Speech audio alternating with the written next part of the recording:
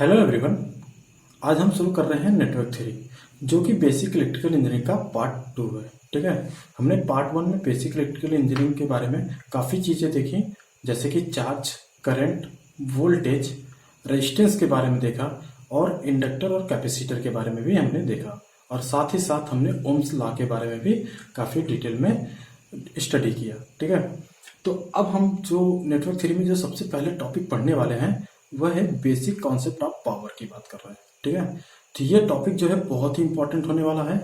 अगर इस टॉपिक का कॉन्सेप्ट आपको अच्छे से क्लियर है तो आपको केवीएल, केसीएल और अदर्स जो थ्योरम्स हैं उसमें आपको काफ़ी हेल्प मिलने वाली है। ठीक है, तो चलिए शुरू करते हैं। सबसे पहले हम बेसिक कॉन्सेप्ट ऑफ पावर। ठीक है, तो देखिए आपके सामने एक सर्किट डायग्राम में बनाता हूँ जिसमें एक मैं सोर्स लगा रहा हूँ, और उस सोर्स का नाम क्या है? एक वोल्टेज सोर्स। ठीक है, जिसका वोल्टेज कितना है? V है। और इसी के पैरेलल में मैं क्या कर रहा हूँ? एक लोड को कनेक्ट कर दे रहा हूँ। अब इस लोड में एक लोड को कनेक्ट कर दे रहा हूँ।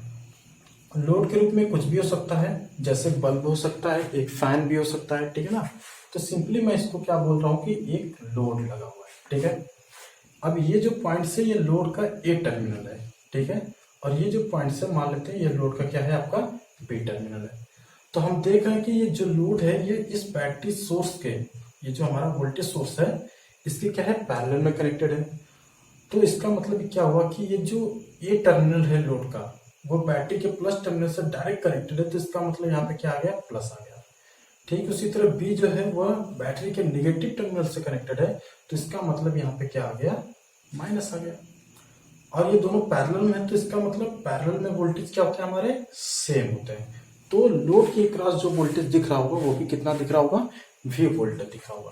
ठीक है ना, तो देखिए अभी जब सर्किट कनेक्टेड है तो इसमें एक करंट भी फ्लो होगी। तो हमें पता है कि सोर्स से एक करंट फ्लो होगी I एम्पियर की। ठीक है, जो लोड की तरफ चलेगी। तो लोड में भी कितनी करंट आएगी? I एम्पियर करंट आएगी। ठीक है, क्योंकि बीच में कोई भी एक्स्ट्रा पाथ कनेक्टेड नहीं है, सिंपल एक रास्ता है, सिंपल कनेक्शन है। तो यहाँ से जो करंट फ्लो हो रही होगी पूरी की पूरी करंट क्या होगी? लोड में फ्लो हो रही होगी, और लोड से फिर होते हुए किधर आ रही होगी? पुनः सोर्स को मिल जा रही होगी, मतलब पुनः वोल्टेज सोर्स को प्राप्त हो रही होगी। तो ये हमारा क्या है? सोर्स है। ठीक है ना, तो मान लेते हैं एग्जाम्पल के तौर पे कि लोड पर हमारा क्या कनेक्टेड है? एक छोटा सा बल्ब कनेक्टेड है। ठीक है, तो उस बल्ब को ऑन होने के लिए पावर की रिक्वायरमेंट होगी, और वो पावर कहाँ से मिल रही होगी? बैटरी के थ्रू मिल रही होगी। मीन्स यहाँ पे जो वोल्टेज सोर्स लगा हुआ है इसके थ्रू इस बल्ब को ऑन होने के लिए, जो लोड पे हमारा बल्ब लगा हुआ है उसको ऑन होने के लिए जो पावर की रिक्वायरमेंट होगी वो उसको कौन दे रहा होगा? ये वोल्टेज सोर्स दे रहा होगा। ठीक है ना, तो हम देख रहे हैं कि जो वोल्टेज सोर्स है या जो हमारी बैटरी है वो पावर दे रही है लोड को, और लोड क्या कर रहा है? पावर को ले रहा है। कहाँ से ले रहा है? बैटरी के थ्रू ले रहा है। ठीक है ना, तो हम देख रहे हैं कि यहाँ पे दो टाइप की पावर है। एक वह पावर जो कोई इलेक्ट्रिकल एलिमेंट दे रहा है, मीन्स जो पावर दी जा रही है। दूसरी पावर क्या है कि एक ऐसी पावर जो ली जा रही है। ठीक है ना, तो यहाँ पे पावर दी जा रही है और इसके थ्रू क्या हो रही है कि पावर ली जा रही है। तो हम कह सकते हैं कि पावर को यहाँ पे दो कैटेगरी में हम रख सकते हैं।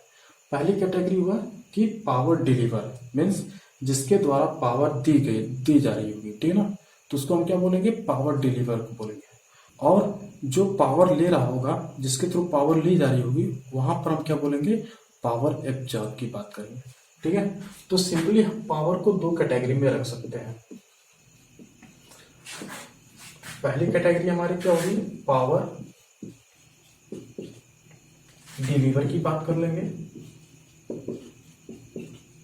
दूसरी कैटेगरी में हम क्या बोल सकते हैं कि पावर एब्जॉर्ब की बात करेंगे।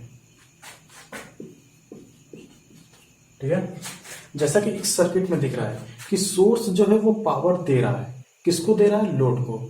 और जो लोड है वो पावर ले रहा है। किसके थ्रू ले रहा है? सोर्स के थ्रू। तो मीन्स सोर्स पावर डिलीवर कर रहा है और लोड क्या कर रहा है? पावर एब्जॉर्ब कर रहा है। ठीक है, तो अब क्वेश्चन ये उठता है कि कैसे सर्किट में हमें पता चलेगा कि कौन सा एलिमेंट पावर डिलीवर कर रहा है और कौन सा एलिमेंट जो है पावर एब्जॉर्ब कर रहा है।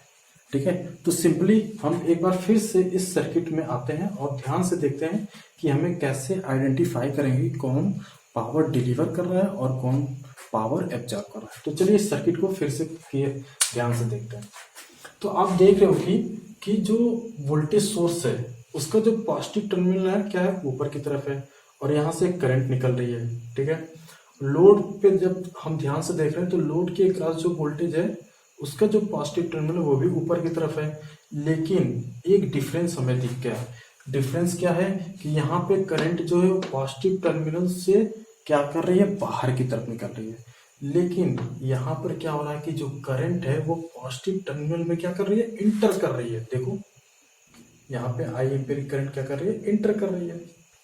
ठीक है, तो यहाँ से हमें एक कॉन्सेप्ट यह क्लियर हुआ कि अगर पावर डिलीवर की बात होगी तो इसका मतलब ये हुआ कि जो हमारी रेफरेंस करंट होगी वो पॉजिटिव टर्मिनल को क्या कर रही होगी, लीव कर रही होगी। जैसा कि आप यहाँ पे देख रहे हो कि ये जो सोर्स है उसके पॉजिटिव टर्मिनल से जो हमारे रेफरेंस करंट है वो क्या कर रही है, बाहर की तरफ निकल रही है, मतलब उसको लीव कर रही है।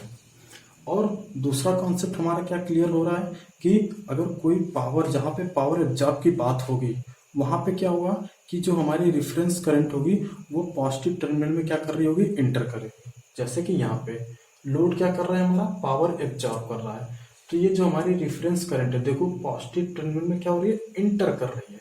ठीक है, तो मैं यहाँ पे फिगर बनाता हूँ कि ये हमारा वोल्टेज सोर्स है, ये इसके पॉजिटिव और नेगेटिव टर्मिनल्स। तो यहाँ से हमने रेफरेंस करंट को क्या कर दिया, रेफरेंस करंट को पॉजिटिव टर्मिनल से क्या कर दिया, लीव करा दिया, मीन्स पॉजिटिव टर्मिनल से बाहर की तरफ निकल दिया। ठीक है, इसी तरह अगर हम पावर एब्जॉर्ब की बात करेंगे तो ये हमारा फिर एक वोल्टेज सोर्स है, इसमें हम क्या कर रहे हैं कि रेफरेंस करंट को पॉजिटिव टर्मिनल में क्या कर रही है, इंटर कर रही है। ठीक है, तो एक बात आप नोट कर लो अपनी कॉपी में कि जब भी पावर डिलीवर के कॉन्सेप्ट की बात होगी तो जो रेफरेंस करंट होगी वो पॉजिटिव टर्मिनल को क्या कर रही होगी, लीव कर रही होगी। ठीक है, और जब पावर एब्जॉर्ब की बात होगी तो रेफरेंस करंट जो होगी हमारी वो पॉजिटिव टर्मिनल में क्या हो रही होगी, इंटर कर रही होगी। ठीक है, जैसा कि इस फिगर में आपको दिख रहा है।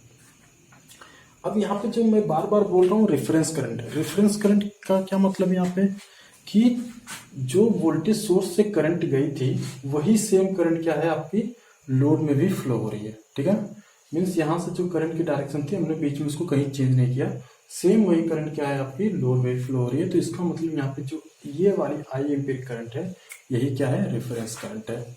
तो इस करंट के रिस्पेक्ट में हम बता रहे हैं कि ये जो वोल्टेज सोर्स है पावर डिलीवर कर रहा है, और उसी करंट के रिस्पेक्ट में हम बता रहे हैं कि ये जो हमारा लोड है वो पावर क्या कर रहा है, एब्जॉर्ब कर रहा है। ठीक है, तो इसलिए जो हमारी करंट है यहाँ पे रेफरेंस करंट है। ठीक है, ओके, तो ये पावर डिलीवर का कॉन्सेप्ट हुआ और ये हमारा क्या हुआ, पावर एब्जॉर्ब का कॉन्सेप्ट हुआ। तो अब हम बात करते हैं कि पावर का फार्मूला क्या होगा। ठीक है, तो देखिए पावर एब्जॉर्ब और पावर डिलीवर दोनों के लिए पावर का जो फार्मूला होगा वो सेम होगा। ठीक है ना, बस साइन का अंतर होगा। तो देखिए, तो पावर का जो फार्मूला होगा P इक्वल टू जो होता है हमारा V इंटू आई होता है, और इसकी जो यूनिट होती है वो वाट होती है। ठीक है ना, V आपको क्या है, वोल्टेज है, V हमारा क्या है, वोल्टेज है, और I क्या है, हमारा करंट है। ठीक है ना, I हमारी क्या है, करंट है। तो देखिए एक पॉइंट्स आप और नोट कर लें कि किसी भी सर्किट में जो टोटल पावर होती है वो क्या होती है, जीरो होती है। जो टोटल पावर का जो सम होता है वो क्या होता है, जीरो होता है। मीन्स करने का क्या हुआ कि आप अगर total deliver power plus total absorb power को जब आप ऐड करोगे तो टोटल पावर आपकी क्या वहां पे आएगी, शून्य आएगी। मीन्स आप जैसे कि पीछे लास्ट सर्किट डायग्राम जो मैंने बनाया था उसको आप ध्यान से देखोगे तो वहां से आपको एक बात क्लियर होगी। तो मैं फिर से एक बार सर्किट डायग्राम बनाता हूं जो अभी मैंने बनाया था। ये मैंने एक वोल्टेज सोर्स लगाया, और इसके पैरेलल में मैंने क्या कर दिया, एक लोड को मैंने कनेक्ट कर दिया। ठीक है, ये लोड का टर्मिनल ए है और ये लोड का टर्मिनल क्या है आपका, बी है। ठीक है, और ये इसका वोल्टेज यहाँ पे कितना है, वी है। और यहाँ पे मैंने बताया था कि ये दोनों पैरेलल में, तो यहाँ पे वोल्टेज भी कितना आएगा, इसके लोड के अक्रॉस वोल्टेज कितना आएगा, वी आएगा। ठीक है, यहाँ से करंट हमारी कितनी थी, फ्लो हो रही थी, आई एम्पेयर करंट। तो यही जो करंट थी हमारे लोड को भी प्राप्त हो रही थी, आई एम्पेयर की करंट प्राप्त हो रही थी। ठीक है, तो सबसे पहले हम क्या करते हैं कि सोर्स के लिए पावर को लिखते हैं। सोर्स के लिए अगर हम पावर को लिखें तो सोर्स पे पावर डिलीवर कितना होगा, तो सोर्स पे पावर क्या हो रही है, डिलीवर हो रही है। ठीक है, और लोड पे पावर क्या हो रही है, एब्जॉर्ब हो रही है। तो इसके लिए हम, अगर हम हैशटैग सोर्स की बात करें, हैशटैग सोर्स की बात करें, सोर्स की पावर की बात करें, सोर्स पावर की बात करें, तो देखिए क्या हो रहा है। तो सोर्स का वोल्टेज कितना है, जो वोल्टेज है हमारा क्या है, पावर का भी फार्मूला हमने पढ़ा। पावर का फार्मूला क्या हो रहा है हमारा, V इंटू आई है। तो यहाँ पे वोल्टेज कितना है, V है, और यहाँ पे करंट कितनी है, I है। तो हम कह सकते हैं कि PD मतलब पावर डिलीवर। ठीक है ना, क्योंकि हमारा सोर्स क्या है, पावर डिलीवर कर रहा है। तो PD इक्वल टू क्या हो गया हमारा यहाँ पे, V इंटू आई। ठीक है, और हम लोड की पावर की बात करें, अब हम लोड पावर की बात करें, अगर लोड पावर की बात करें तो लोड पे पावर क्या हो रही है हमारी, एब्जॉर्ब हो रही है। तो PA की बात अगर हम करोगे तो PA पे कितना मिलेगा, PA कितना होगा हमारा, तो लोड के क्रॉस वोल्टेज कितना है हमारा, V है, और उसमें करंट कितनी है, I है। तो यहाँ पे भी हमको मिल गया V इंटू आई। ठीक है, तो इस सर्किट में हम देख रहे हैं, इन द सर्किट में हम देख रहे हैं, इन सर्किट तो हमें क्या मिल रहा है कि PD जो है वह बराबर है किसके, PA के। ठीक है ना, PD हमारा क्या है, PA के बराबर है, मतलब डिलीवर की हुई पावर जो है वो पावर एब्जॉर्ब के बराबर है। ठीक है, अगर हम थोड़ा सा और इसमें बात करें तो हम कह सकते हैं आपसे कि, तो हमने देखा कि किसी भी सर्किट में जो डिलीवर पावर होती है वो क्या होती है कि पावर एब्जॉर्ब के बराबर होती है। मीन्स हम यहाँ से कह सकते हैं कि टोटल मतलब sum of the deliver power equal to sum of the absorb power in the circuit. किसी भी सर्किट में पावर डिलीवर जो होगा, जितनी भी पावर डिलीवर होगी उनका सम बराबर होगा जितने भी टोटल पावर एब्जॉर्ब हो रही होगी उसके। ठीक है ना, तो किसी भी सर्किट में sum of the deliver power equal to sum of absorb power in the circuit. और इसी इक्वेशन को हम बोलते हैं power balance equation. Power balance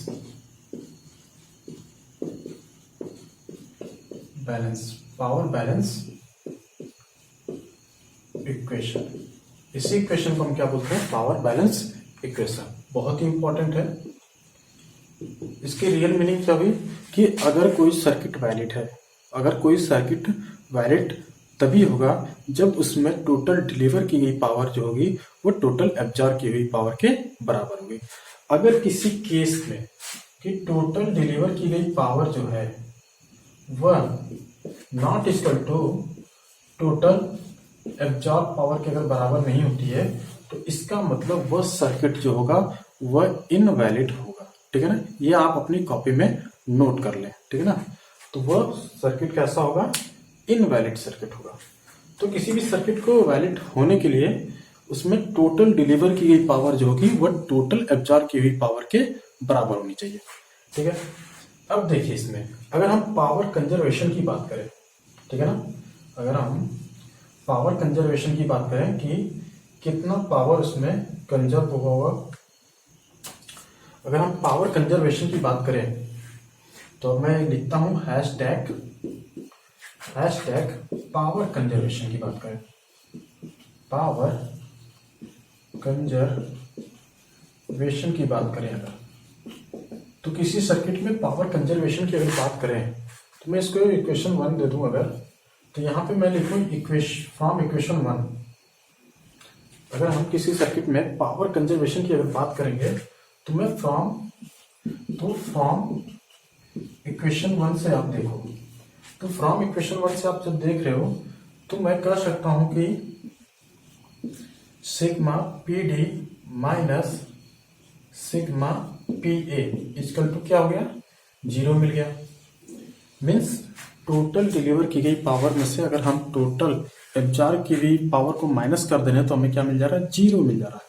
तो इस इक्वेशन की मीनिंग क्या है, इस इक्वेशन की मीनिंग यह है कि किसी भी सर्किट में जो टोटल पावर का सम होता है वो क्या होता है, एक्चुअल में 0 होता है। ठीक है ना, यानी सिग्मा पी इक्वल टू यहाँ पे क्या आ रहा है, 0।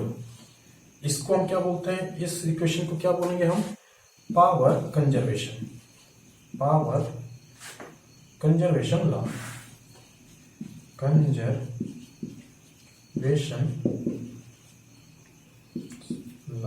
ठीक है ना। मीन्स टोटल पावर क्या होता है, इसमें 0 होता है। ठीक है ना। तो आप देख रहे हैं कि किसी भी सर्किट में क्या होता है कि टोटल डिलीवर की गई पावर क्या होती है, टोटल एब्जॉर्ब की गई पावर के बराबर होती है। और अगर हम पावर कंजर्वेशन की बात करेंगे तो उस सर्किट में टोटल पावर का जो सम होगा वो क्या होगा, 0 होगा। ठीक है ना, क्लियर। चलिए अब हम बात करते हैं कुछ एक्स्ट्रा पॉइंट्स की और बात करते हैं। तो एक्स्ट्रा पॉइंट्स में हम क्या बात करेंगे कि रेजिस्टेंस, इंडक्टर और कैपेसिटर के लिए पावर के कॉन्सेप्ट को देखेंगे। ठीक है ना। तो देखिए, रेजिस्टेंस और इंडक्टर और कैपेसिटर, ये तीनों जो एलिमेंट्स हमारे हैं ये हमारे क्या है, पैसिव एलिमेंट्स हैं। पैसिव एलिमेंट्स का क्या मतलब हुआ कि ऐसे एलिमेंट्स जो खुद पावर डिलीवर नहीं कर सकते या एनर्जी ट्रांसफर नहीं कर सकते। ठीक है ना, ऐसे एलिमेंट्स जो खुद पावर जनरेट नहीं कर सकते, डिलीवर नहीं कर सकते, ऐसा बोल सकते हो, या एनर्जी क्या कर नहीं कर सकते, एनर्जी ट्रांसफर नहीं कर सकते खुद। ठीक है ना, उसको हम क्या बोलते हैं, पैसिव एलिमेंट्स बोलते हैं। तो इसमें हमारे कौन कौन से एलिमेंट हैं जहां पे बेसिक हमारे, तो इनमें कौन कौन से एलिमेंट हमारे, रेजिस्टेंस, इंडक्टर और कैपेसिटर की बात करते हैं। ठीक है ना। तो देखिए सबसे पहले, और एक्टिव एलिमेंट्स क्या होते हैं, एक्टिव एलिमेंट्स वो होते हैं जो स्वयं क्या कर सकते हैं कि पावर क्या कर सकते हैं, जनरेट कर सकते हैं या एनर्जी को ट्रांसफर कर सकते हैं। उनको हम क्या बोलते हैं, एक्टिव एलिमेंट्स बोलते हैं। जैसे कि हमारा वोल्टेज सोर्स हो गया और करंट सोर्स, अगर हम सिंपल एग्जांपल की बात करें तो। ठीक है ना, तो ये हमारे सब क्या है, एक्टिव एलिमेंट्स हैं। तो चलिए सबसे पहले हम बात करते हैं रेजिस्टेंस की। तो देखिए रेजिस्टेंस हमारा क्या हुआ, एक तरफ से पैसिव एलिमेंट्स है। तो पैसिव एलिमेंट्स है तो इसका मतलब ये पावर डिलीवर नहीं कर सकता। ठीक है ना, मीन्स ये एनर्जी को ट्रांसफर नहीं कर सकता। तो इसका मतलब करेगा क्या, इसका मतलब ये क्या करेगा कि एनर्जी या पावर को क्या करेगा, एब्जॉर्ब करेगा। क्या करेगा, जब डिलीवर नहीं कर सकता तो क्या करेगा, एब्जॉर्ब करेगा। ठीक है ना। और जब रेजिस्टेंस पावर को एब्जॉर्ब करती है तो वह पावर जो होती है उस रेजिस्टेंस में क्या होता है, डिसिपेट होती है। मतलब जैसे कि आप एक सिंपल से एग्जांपल की बात करो कि अगर ये आपका कंडक्टर है, आप इसको बैटरी से कनेक्ट कर दोगे तो इस कंडक्टर का कुछ न कुछ क्या होता है, रेजिस्टेंस होता है, जिसकी वजह से जब इसमें करंट फ्लो होती है तो ये रेजिस्टेंस क्या होता है ये रेजिस्टेंस सॉरी, तो क्या होता है कि ये कंडक्टर क्या होता है, थोड़ा सा हीट होने लगता है, मतलब थोड़ा सा गर्म होता है। तो क्या कर रहा है कि बैटरी से वो पावर तो ले रहा है लेकिन उस पावर को क्या कर रहा है, हीट के रूप में कन्वर्ट कर दे रहा है। मतलब उसको क्या कर रहा है, डिसिपिएट कर दे रहा है। तो देखो ये रेजिस्टेंस जो है आपका क्या है, पैसिव एलिमेंट्स है। तो इसका मतलब ये पावर क्या करेगा, एब्जॉर्ब की बात करेगा। तो अगर रेजिस्टेंस में ये करंट कुछ इस तरह अगर फ्लो हो रही आई तो वोल्टेज की पोलैरिटी कैसे हो सकती है। यहाँ पे हमें पता है कि रेजिस्टेंस क्या करेगा, ये पावर एब्जॉर्ब करेगा। तो हमें पता है कि अगर हम इस तरह वोल्टेज को दिखा देंगे, रेजिस्टेंस में अगर करंट आपकी ए पॉइंट से मान लो बी पॉइंट की तरफ फ्लो हो रही है, तो अगर आपने वोल्टेज की पोलैरिटी कुछ इस तरह दिखा दिया, इधर माइनस और इधर प्लस दिखा दिया, तो देखो क्या हो रहा है, ये करंट क्या हो रही है, माइनस में एंटर कर रही है। अगर इस करंट को थोड़ा सा और आगे बढ़ाओगे तो आप देखोगे कि यह करंट जो है पॉजिटिव टर्मिनल को क्या कर रही है, लीव कर रही है। ठीक है ना, इस पॉजिटिव टर्मिनल को क्या कर रही है, लीव कर रही है, मीन्स इस पॉजिटिव टर्मिनल से बाहर निकल रही है। लेकिन अभी हमने बताया कि रेजिस्टेंस क्या है, पैसिव एलिमेंट्स है जो पावर डिलीवर नहीं कर सकता बल्कि पावर एब्जॉर्ब करेगा। ठीक है ना, तो अगर ये पॉजिटिव टर्मिनल से करंट बाहर निकल रही है तो इसका क्या मतलब है, इसका यही मतलब है कि यह रेजिस्टेंस जो है वो क्या कर रहा है, पावर डिलीवर कर रहा है।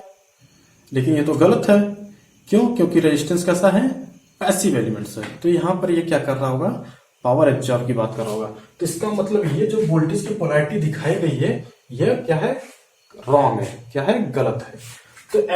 तो राइट क्या होगा, राइट इसका ये होगा, ये जो वोल्टेज की पोलैरिटी है प्लस को आप इधर कर दो, माइनस को आप इधर कर दो, तो इससे क्या होगा, अब ये राइट हो जाएगा। कैसे राइट हो जाएगा, आप देखो ये करंट क्या है, पॉजिटिव टर्मिनल में क्या कर रही है, एंटर कर रही है। तो पॉजिटिव टर्मिनल जब एंटर कर रही है तो इसका मतलब ये क्या कर रहा है, पावर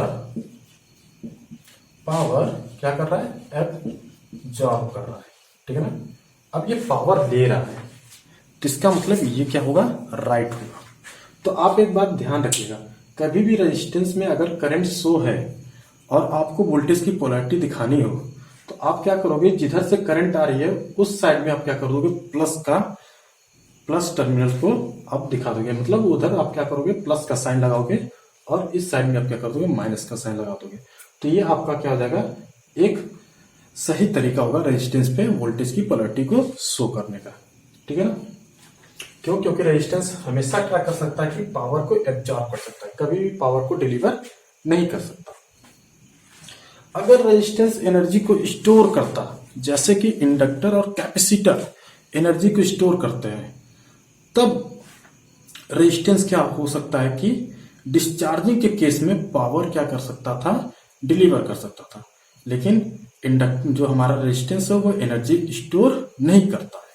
ठीक है ना, तो 100% रेजिस्टेंस जो होगा पावर से क्या कर सकता है, एब्जॉर्ब कर सकता है। अब देखिए अगर मैं इंडक्टर की बात करूं तो हमें पता है कि इंडक्टर क्या है, एक एनर्जी स्टोरिंग डिवाइस है, एक एनर्जी स्टोरिंग क्या है, डिवाइस है, या आप कह सकते हो कि एक एनर्जी स्टोरिंग क्या है, इलेक्ट्रिकल एलिमेंट है। यह बोलना ज्यादा सही होगा। ठीक है ना, एक स्टोरिंग इलेक्ट्रिकल एलिमेंट है। तो आप मान लेते हैं कि यहाँ पे करंट क्या है, आई है, और ये आपका इंडक्टेंस क्या है, एल। अब यहाँ पे वोल्टेज की पोलैरिटी कैसे होगी, तो देखो अभी हम बात कर रहे हैं बेसिक कॉन्सेप्ट ऑफ पावर की। तो यहां पर हम क्या मान के चल रहे हैं कि जो हमारे इंडक्टर और कैपेसिटर हैं वह इनिशियल स्टेज में है। इनिशियल स्टेज का यहाँ पे क्या मतलब है, इसका मतलब यह है कि इंडक्टर और जो कैपेसिटर हैं वह पहले से चार्ज नहीं है। ठीक है ना, वो पहले से क्या है, चार्ज नहीं है। ठीक है ना, इनका ये मतलब है, मतलब वो पहले से क्या है, डिस्चार्ज है, वो चार्ज नहीं है, उसके अंदर कोई भी पहले से एनर्जी स्टोर नहीं है। तो इस केस में जो इंडक्टर पे वोल्टेज की आप पोलैरिटी दिखाओगे वो कैसे दिखाओगे, इधर प्लस दिखाओगे, इधर माइनस दिखाओगे।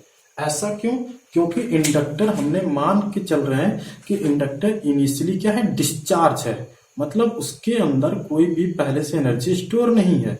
और जब एनर्जी स्टोर नहीं है तो इंडक्टर का नेचर क्या होता है, इंडक्टर का जो नेचर होता है वो एनर्जी को स्टोर करता है इन द मैग्नेटिक फॉर्म।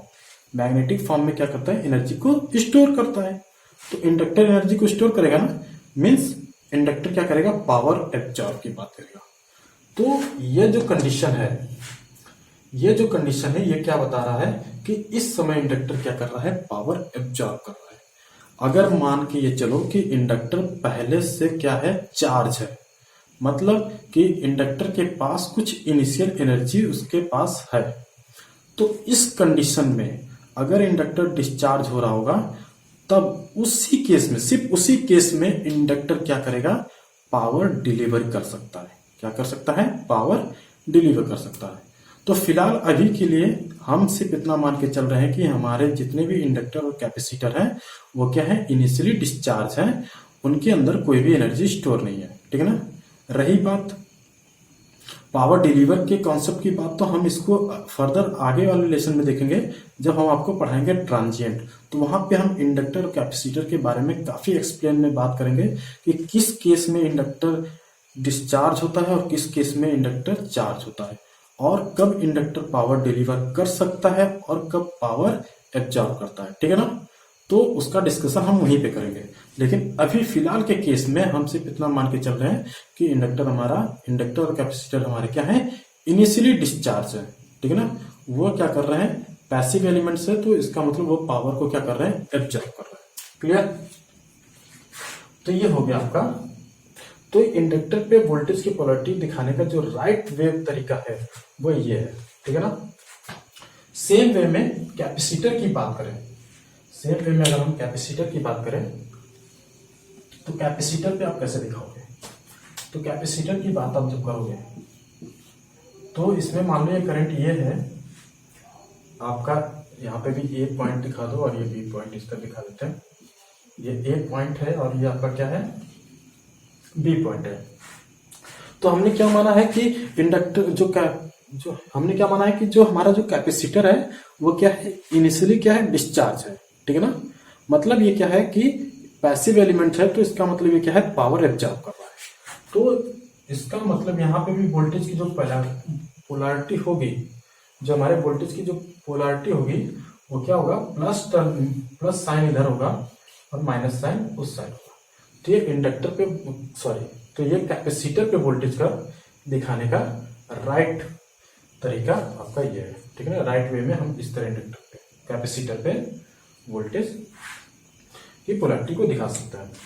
अब देखिए ओम्स लॉ के अकॉर्डिंग, अब देखिए ओम्स लॉ के अकॉर्डिंग हमने किसी रजिस्टर के लिए वोल्टेज का फार्मूला क्या पढ़ा था, V = I/R पढ़ा था। तो हम इसको लिख लेते हैं। क्लियर। इसी तरह इंडक्टर के लिए हम वोल्टेज का फार्मूला क्या पढ़े थे, इंडक्टर के लिए हम वोल्टेज का जो फार्मूला पढ़े थे, यहाँ पे जो इंडक्टर का वोल्टेज होगा VL = LdI क्या पढ़े थे, dt पढ़े थे। ठीक है। VL = LdI/dt। और इसी में अगर हम करंट की बात करें, इंडक्टर के करंट का जो फार्मूला पढ़े थे वो क्या था, IL = 1/L -∞ to t, उसके बाद क्या हो गया, तो VL × dt।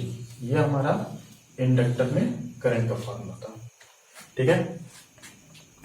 अब बात करते हैं कैपेसिटर पे। तो कैपेसिटर, मैं इसको रफ कर देता हूँ, कैपेसिटर का मैं यहाँ पे शो करता हूँ। हाँ, तो कैपेसिटर में करंट का फार्मूला क्या था, IC = हमने क्या पढ़ा था, C dVC/dt। ये कैपेसिटर में करंट का फार्मूला था। क्लियर। अब यहां से अगर हम कैपेसिटर के वोल्टेज का फार्मूला लिखते थे तो VC = 1/C -∞ to t IC × dt। Clear. तो देखो ये यहां पर इसको हम इंपॉर्टेंट मार्क कर देते हैं। ये सारे फार्मूले हमारे क्या है, इंपॉर्टेंट है। ठीक है ना। तो इस पे इंपॉर्टेंट का मार्क कर देते हैं। तो देखो जो इंटीग्रेशन का साइन है यहाँ पे क्या है, -∞ to t है। इसके अंदर क्या है कि इसके अंदर दो बातें छुपी हुई हैं। इसके अंदर ये बात है कि जो हमारा कैपेसिटर है वो इनिशियली चार्ज भी हो सकता है और डिस्चार्ज भी हो सकता है। ठीक है ना। तो हमने आपको जब इंडक्टर और कैपेसिटर पढ़ाया था बेसिक इलेक्ट्रिकल इंजीनियरिंग के पार्ट 1 में, तो हमने आपको वहां पे बताया था V0 जो होगा अगर 0 के बराबर है तो इसका मतलब कैपेसिटर क्या था, इनिशियली डिस्चार्ज था। अगर V0 0 के बराबर नहीं है तो इसका मतलब कैपेसिटर क्या था, इनिशियली चार्ज था। सेम वे में इंडक्टर के करंट में भी हम देख रहे हैं कि -∞ to t है। तो इसका मतलब यहाँ पे भी इंडक्टर के इनिशियली चार्ज और डिस्चार्ज की बात की जा रही थी। तो वहां पर हमने जब बेसिक इलेक्ट्रिकल इंजीनियरिंग के पार्ट 1 में हमने देखा था कि अगर I0 की वैल्यू 0 के बराबर है तो इसका मतलब इंडक्टर जो था हमारा इनिशियली क्या था, डिस्चार्ज था। लेकिन अगर I0 0 के बराबर नहीं था तो वहां पर इंडक्टर क्या था, आपका इनिशियली चार्ज था। क्लियर? तो सारे पॉइंट्स को आप अपने नोट्स में बहुत ही बेस्ट फॉर्म में आप नोट करते रहो। जितने भी स्टेटमेंट बोले जाते हैं आप उसको क्या करो, अच्छे फॉर्म में लिखते रहो। ठीक है ना? तो अब आपको पता चल गया होगा कि किसी रजिस्टर पर कैसे वोल्टेज की पोलैरिटी हमको दिखानी है और इंडक्टर और कैपेसिटर पे कैसे शो करना है। ठीक है? तो हम एक बार मैं फिगर बना देता हूँ, आप इसको नोट्स कर लो। ठीक है ना? तो ये आपका रेजिस्टेंस था, ये करंट आई था, तो इधर प्लस था और इधर माइनस। यह रेजिस्टेंस पे वोल्टेज की पोलैरिटी को शो करने का, क्योंकि ये पावर क्या कर रहा है, एब्जॉर्ब कर रहा है, तो प्लस इधर ही होगा। ठीक इसी तरह इंडक्टर की बात करें तो ये करंट अगर आई है तो इधर प्लस और इधर माइनस, और ये वोल्टेज वीएल है, तो इसका मतलब ये भी इंडक्टर क्या कर रहा है, पावर इस समय क्या कर रहा है, एब्जॉर्ब कर रहा है। सेम वे में अगर हम कैपेसिटर की बात कर ले, कैपेसिटर पे भी अगर हम देखें तो ये अगर हमारी करंट क्या है, ये करंट इस फॉर्म में है और इधर प्लस इधर माइनस, ये वीसी है, तो इसका मतलब इस समय कैपेसिटर भी क्या कर रहा है, आपका पावर एब्जॉर्ब की बात कर रहा है। क्लियर? अगर हम इंडक्टर में कुछ इस तरह की पोलैरिटी शो कर दें कि करंट आपकी इस साइड से आ रही है, इधर माइनस कर दें, इधर प्लस कर दें, और ये वीएल, तो इस करंट को थोड़ा सा आगे बढ़ाओ, तो ये करंट क्या है कि प्लस टर्मिनल से क्या है, ये करंट जो है प्लस टर्मिनल से क्या हो रही है, लीव कर रही है। तो इस केस में ये क्या कर रहा है, पावर डिलीवर कर रहा है। इस केस में ये क्या कर रहा है, पावर डिलीवर कर रहा है। और यहाँ पे क्या कर रहा था इंडक्टर, पावर एब्जॉर्ब कर रहा था। कैपेसिटर भी यहाँ पे क्या कर रहा था, पावर एब्जॉर्ब कर रहा था। सपोज करो कि अगर हम कैपेसिटर में भी इस तरह दिखा दें कि ये आपकी करंट है, इधर माइनस इधर प्लस, और ये आपका वीसी हो जाए, अगर ये वीसी हो जाए तो इस करंट को थोड़ा सा और आगे बढ़ाओगे तो ये करंट यहां पे आ गई।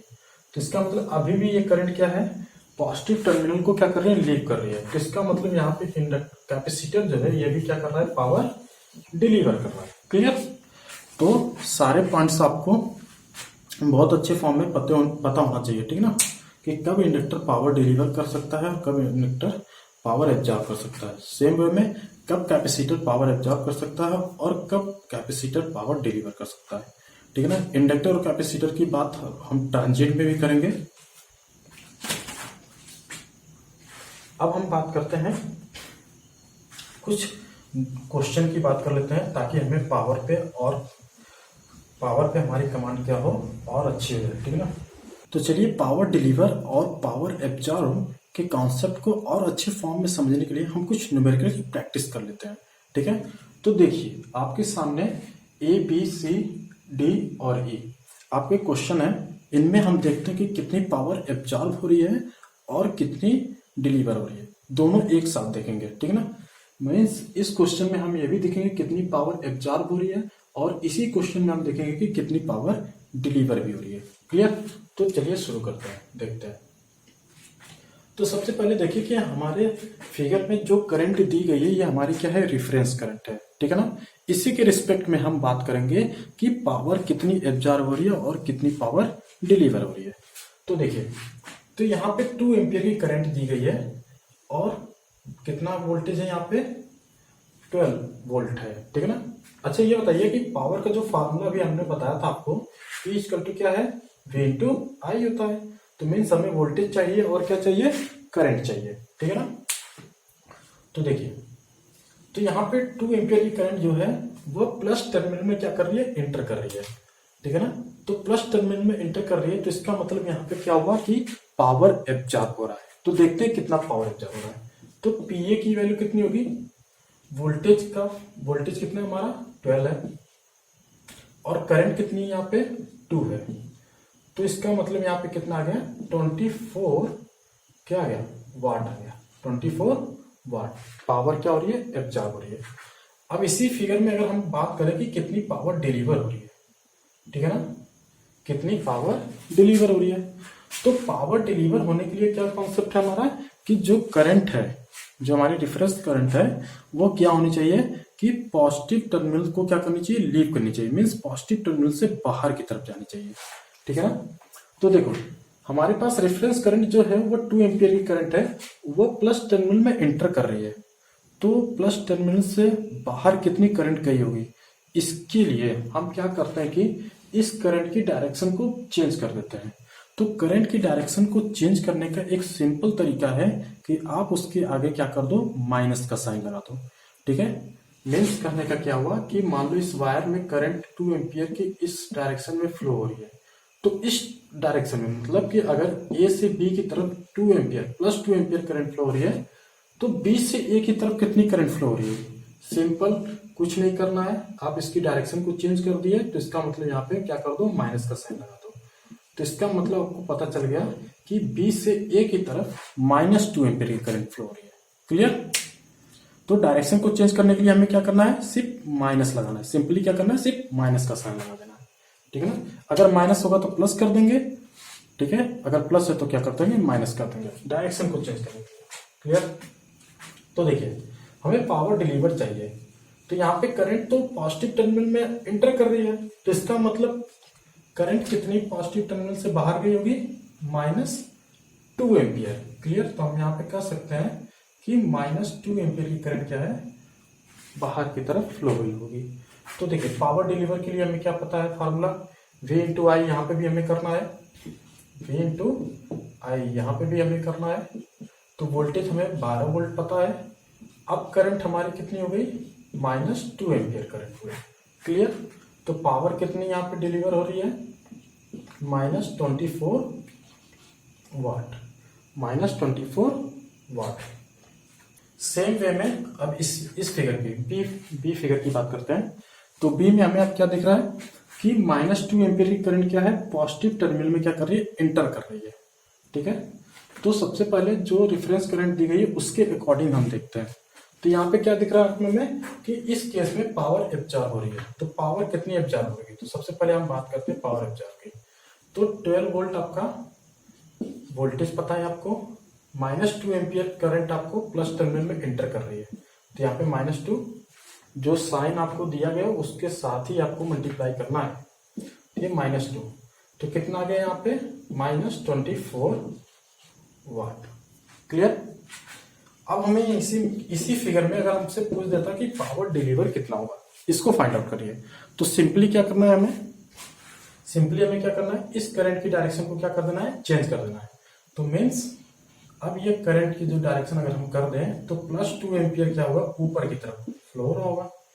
तो अब देखो कितनी पावर डिलीवर हो रही है, 12 प्लस टर्मिनल से कितनी करंट बाहर जा रही है, +2 एम्पियर। तो 12 इंटू 2 इक्वल टू कितना दी, 24 वाट आ गया। क्लियर। अब मैं इसमें से कोई इन तीनों में से मैं एक क्वेश्चन को सॉल्व कर देता हूं।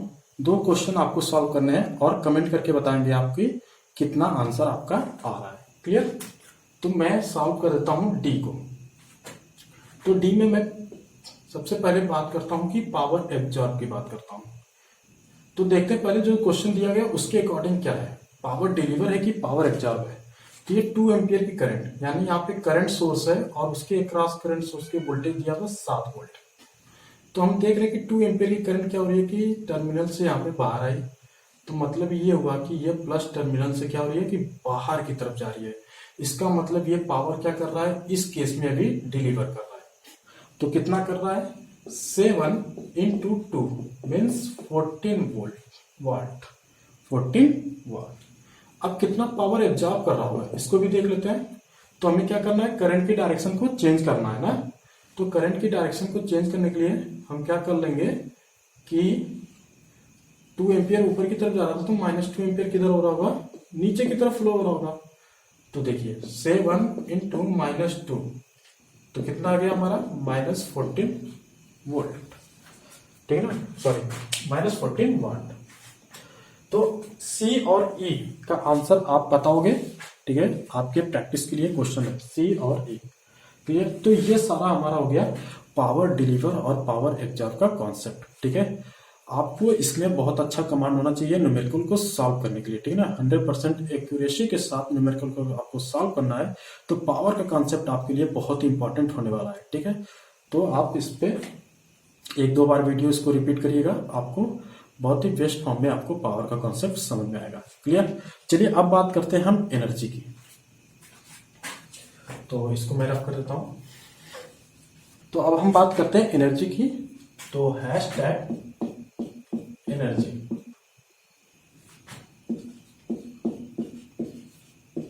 ठीक है। तो एनर्जी की बात करते हैं। तो इसको मैं थोड़ा बेसिक कॉन्सेप्ट ऑफ एनर्जी लिख देता हूँ। चलो एनर्जी लिख देता हूँ। आप अपने कॉपी में हेडिंग डाल लेना कि बेसिक कॉन्सेप्ट ऑफ एनर्जी, ठीक है ना। तो देखिए एनर्जी का जो फॉर्मूला होता है वो होता है इंटीग्रेशन P इंटू dt, ठीक है ना। P into dt। P क्या है यहाँ पे आपका पावर है। एनर्जी की यूनिट क्या होती है, जूल होती है। P आपका क्या है, पावर है। तो देखो हम देखिए इंडक्टर और कैपेसिटर के लिए एनर्जी की बात कर रहे हैं। क्यों? क्योंकि इंडक्टर और कैपेसिटर क्या है, एनर्जी स्टोरिंग एलिमेंट्स है, ठीक है ना। तो हम इसके लिए एनर्जी की बात करेंगे। क्लियर? तो सबसे पहले हम देखते हैं इंडक्टर के लिए। इंडक्टर में आई एम्पीयर की करंट फ्लो हो रही है। ये एनर्जी स्टोर कर रहा होगा, तो प्लस इस साइड में होगा, ठीक है ना। और ये इंडक्टेंस आपका एल, ये आपका वोल्टेज VL, ठीक है। इसमें बने वाली करंट IL। तो हमें पता है कि VL का फार्मूला क्या होता है, VL equal to L DIL upon dt। इसको हम इक्वेशन 1 बना देते हैं। तो इंडक्टर के एक क्रॉस वोल्टेज जो होता है वो कितना होता है, LDI अपॉन dt होता है। क्लियर? तो अब हम यहाँ पे एनर्जी के लिए फार्मूला निकालते हैं इंडक्टर का। तो इंडक्टर के एनर्जी कितनी होगी, तो देखिए integration P into D T. P equal to हमें भी ये पता है कि क्या होता है, V इंटू आई होता है इंटू डी टी, ठीक है। P का फार्मूला क्या होता है, V इंटू आई होता है। अब यहाँ पे हम इंडक्टर के लिए निकाल रहे हैं, तो इंडक्टर के वोल्टेज को हम यहाँ पे रख देते हैं, ठीक है ना, फ्रॉम इक्वेशन आंसर। तो L D I L upon D T. यहाँ पे हम आई एल को सिर्फ आई दिखा देते हैं, ठीक है ना। थोड़ा सा हमारा कैलकुलेशन अच्छा दिखेगा इसके लिए बस। और वी एल को हम V से दिखा देते हैं सिर्फ। तो यहाँ पे कैलकुलेशन को थोड़ा सा अच्छा देखने के लिए हम सिर्फ आई से डिनोट करते हैं। इंटू क्या हो गया हमारा आई, और इंटू क्या हो गया आपका डी टी। तो इस डी टी से और ये डी टी क्या हो जाएगा, कैंसिल आउट हो जाएगा। तो इसको हम क्या करते हैं, कैंसिल आउट कर देते हैं। क्लियर? तो क्या बचा, equal to integration L I into D L. L आपका क्या है, कांस्टेंट है, इंडक्टेंस से कांस्टेंट वैल्यू है इसकी इंडक्टर की। तो एल बाहर आ जाएगा, इंटीग्रेशन आई इंटू डी एल। तो यहां से आप देखोगे जब इसका इंटीग्रेशन करोगे तो 1/2 LI स्क्वायर, ये इंडक्टर के लिए एनर्जी का फार्मूला हो गया, ठीक है ना। तो एनर्जी कितनी होगी स्टोर, इसमें कितनी एनर्जी है, equal to 1/2 LI square. Clear? तो ये इंडक्टर की एनर्जी होगी, ठीक है ना। इसको हम क्या यूनिट इसकी दे सकते हैं, इसकी यूनिट क्या होगी आपकी, जूल। अब इसी तरह हम बात कर लेते हैं सेम वे में कैपेसिटर की एनर्जी की बात करते हैं। तो मैं इसको रफ कर देता हूं आप। तो देखिए आप कैपेसिटर की बात करते हैं। तो कैपेसिटर जब एनर्जी स्टोर कर रहा होगा तो उस कंडीशन में क्या होगा, वोल्टेज की पोलैरिटी इस डायरेक्शन में होगी और इसमें करंट V और ये कैपेसिटर C। क्लियर? तो अब है हम यहाँ पे हमें पता है कि कैपेसिटर में जो करंट होती है वह I इक्वल टू कितना होता है, C dV अपॉन dt। इसको हम बनाते हैं इक्वेशन 1। तो एनर्जी का फार्मूला क्या होगा, energy equal to integration power into dt। Clear? Power को हम क्या ले सकते हैं यहाँ पे, VI इंटू dt। फिर इक्वल टू, अब यहाँ पे क्या करते हैं, I की वैल्यू को हम रख देते हैं फ्रॉम इक्वेशन 1। तो फ्रॉम इक्वेशन 1 से I की वैल्यू कितनी हो जाएगी यहाँ पे, V into C dV upon dt into dt। अब क्या होगा, dt से dt फिर कैंसिल आउट हो जाएगा, dt से dt आपका क्या हो गया, कैंसिल आउट हो गया। तो क्या बच गया हमारा, integration CV into dV। C हमारा क्या है, कैपेसिटेंस है ऑफ द कैपेसिटर, जो कि एक कांस्टेंट वैल्यू होती है, तो c आपका क्या हो जाएगा, बाहर आ जाएगा, और integration v into D V. तो इसको जब आप सॉल्व करोगे तो 1/2 CV², ये e की वैल्यू आ गई। ये हो गया कैपेसिटर की एनर्जी का फॉर्मूला। क्लियर। तो E इक्वल टू कैपेसिटर के लिए एनर्जी जो होती है कैपेसिटर के लिए वो कितनी है, 1/2 C इंटू V²। क्लियर। अब मैं क्या करता हूं कि पावर और एनर्जी के सारे फॉर्मूलों को मैं एक जगह लिख देता हूं, ठीक है ना, ताकि आपके पास एक प्रॉपर नोट्स रहे। क्लियर। देखिए थोड़ा सा डिस्कशन अभी हमारा रेजिस्टेंस पे कर लेते हैं कि पावर के कॉन्सेप्ट में थोड़ा सा हम डिस्कशन रेजिस्टेंस के बारे में करते हैं, ठीक है ना। रेजिस्टेंस के लिए पावर के लिए देख लेते हैं। तो ये आई हो गया, ये रेजिस्टेंस आपका आर है, और इस पे वोल्टेज अक्रॉस क्या है, वी है। तो देखिए पावर का फॉर्मूला क्या होता है, P equal to V into I, ठीक है। ये इक्वेशन आपका क्या हो गया, 1। अब अकॉर्डिंग टू ओम्स लॉ, की बात अगर करें तो किसी रेजिस्टेंस के लिए वहां पे वोल्टेज का जो फार्मूला होता था V इक्वल टू क्या होता था, I इंटू आर। ये इक्वेशन आप बना लो 2, ठीक है। अब फ्रॉम इक्वेशन 1 से देखो, तो फ्रॉम इक्वेशन 1 एंड इक्वेशन 2 की बात कर रहे हो, तो P इक्वल टू क्या आ गया, V की वैल्यू को आप इसमें पुट कर दो, तो क्या आ गया आपका I इंटू आई आर। तो P इक्वल टू आपको क्या मिल गया, I² इंटू आर। क्लियर। तो P इक्वल टू आपको क्या मिल गया, I² इंटू आर। मीन्स मैं अगर इसको कैपिटल लेटर में लिख दूं तो P equal to I² into R, ठीक है। ये क्या हो गया आपका, वाट हो गया। क्लियर। ये रेजिस्टेंस के लिए एक फार्मूला आ गया पावर का। इसको थोड़ा सा और भी चेंज कर सकते हो। चेंज क्या कर सकते हो कि यहां से I की वैल्यू निकालो आप, तो I की वैल्यू कितनी आएगी यहाँ पे, यहां से अगर देखोगे फ्रॉम इक्वेशन 2 से देखोगे तो I इक्वल टू क्या मिल जाएगा, V अपॉन आर। तो इसको आप इक्वेशन 3 बना दो। तो फिर अब बात करोगे फ्रॉम इक्वेशन 1 एंड इक्वेशन 3 की बात आप करो, तो इक्वेशन 1 एंड इक्वेशन 3 से, तो I की वैल्यू को आप यहां पे रख दो, इसको कैपिटल I बना दो।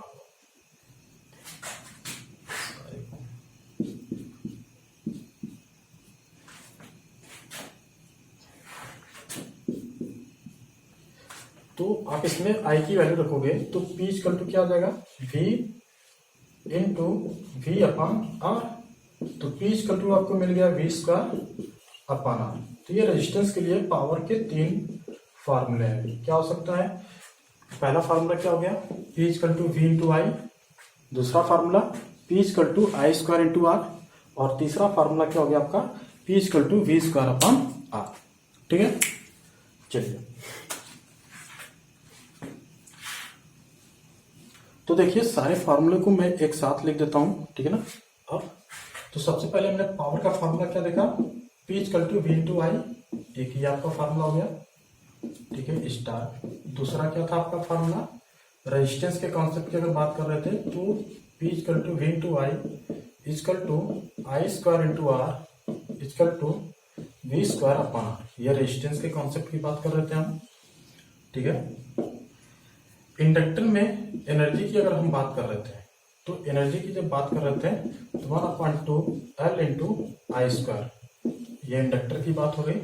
कैपेसिटर के लिए जब आप एनर्जी की बात कर रहे थे तो 1/2 C इंटू V², ये कैपेसिटर की एनर्जी की बात हो गई। तो यहाँ पे आप देख रहे हो कि जो ये पावर है आपकी P equal to V into I, इस पावर को हम बोलते हैं इंस्टेंटेनियस पावर। तो P equal to V I जो होता है आपका, कौन सी पावर है यहाँ पे, इंस्टेंटेनियस पावर है। सेम वे में यहाँ पे ये जो एनर्जी है ये भी आपकी कौन सी एनर्जी है, इंस्टेंटेनियस एनर्जी है।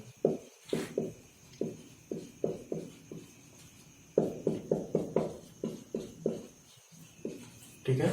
इसी तरह कैपेसिटर की बात करोगे तो ये भी आपकी कौन सी एनर्जी है, इंस्टेंटेनियस एनर्जी है।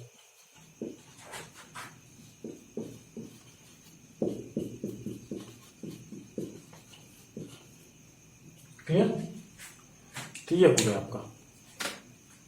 देखो कैपेसिटर और इंडक्टर को हम क्या बोलते हैं कि पैसिव एलिमेंट्स बोलते हैं। लेकिन पैसिव एलिमेंट्स की डिफिनेशन क्या है कि पैसिव एलिमेंट्स जो है वो एनर्जी को क्या कर सकते हैं, ट्रांसमिट नहीं कर सकते हैं, ठीक है, या पावर डिलीवर नहीं कर सकते हैं। लेकिन हम देख रहे हैं कि जब इंडक्टर और कैपेसिटर अगर इनिशियली चार्ज होते हैं तो क्या करते हैं, पावर को डिलीवर कर सकते हैं, पावर डिलीवर कर सकते हैं। लेकिन उसके बावजूद भी हम उनको एक्टिव एलिमेंट्स क्यों नहीं बोलते हैं? मीन्स कहने का मतलब ये हुआ कि जो हमारे एक्टिव एलिमेंट्स होते हैं वो पावर डिलीवर कर सकते हैं, ठीक है ना। लेकिन इंडक्टर और कैपेसिटर जो है वह अगर डिस्चार्ज हो रहे हैं तो उस केस में पावर डिलीवर कर सकते हैं। तो उसके बावजूद भी हम इंडक्टर और कैपेसिटर को एक्टिव एलिमेंट की कैटेगरी में क्यों नहीं रखते हैं? तो इसलिए नहीं रखते हैं क्योंकि इनकी जो पावर डिलीवर करने का जो टाइमिंग है बहुत ही क्या है, शॉर्ट टाइम है।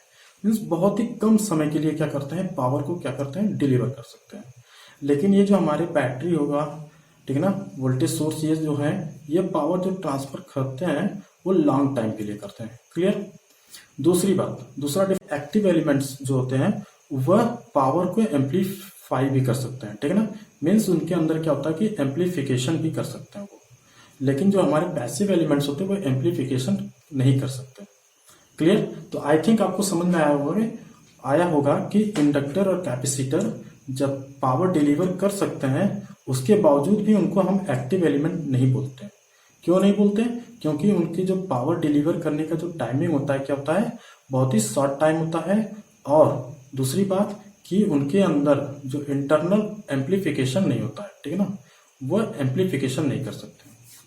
जबकि एक्टिव एलिमेंट क्या करता है, एक एक्टिव एलिमेंट क्या होता है कि वो पावर ट्रांसफर या एनर्जी ट्रांसफर करता है, वो लॉन्ग टाइम के लिए करता है।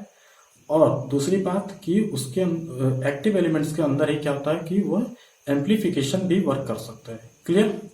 तो आज का जो लेक्चर था वह बहुत ही इंपॉर्टेंट था। ये पावर और एनर्जी का कॉन्सेप्ट जो है हमें बहुत ही हेल्प करेंगे आगे न्यूमेरिकल को सॉल्व करने के लिए और बाकी कॉन्सेप्ट को बहुत ही अच्छे फॉर्म में समझने के लिए। ठीक है, ओके, थैंक यू।